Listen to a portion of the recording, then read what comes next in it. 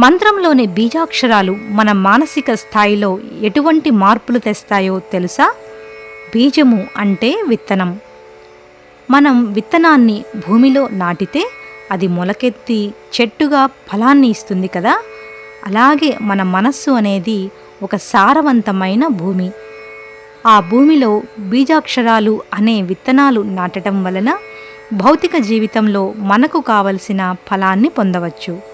ఉదాహరణకు మన శాస్త్రాల్లో ఉన్న ఓం, క్లీం వంటి బీజాక్షరాలు మన శారీరక స్థాయిలో మరియు మానసిక స్థితిలో ఎలా పనిచేస్తాయంటే, ఒక సరస్సులో నీళ్లు చాలా ప్రశాంతంగా ఉన్నాయి అని అనుకుందాం.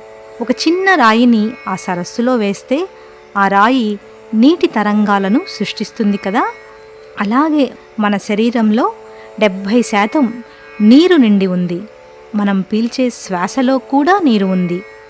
మన మనస్సు సరస్సు అయితే మన శరీరం సరస్సులో ఉన్న నీరుగా భావించి చిన్న రాయిలాంటి బీజాక్షరాన్ని అందులో వేసినట్లయితే ఆ బీజాక్షరం శబ్ద తరంగాలను సృష్టించి శరీరాన్ని శుద్ధి చేసి మనస్సులో బీజాక్షరానికి సంబంధించిన శక్తిని తయారు చేస్తుంది.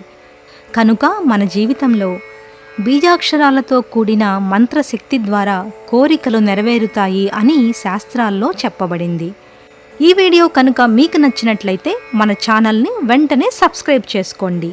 మరో మంచి వీడియోతో మళ్ళీ కలుద్దాం. నమస్తే.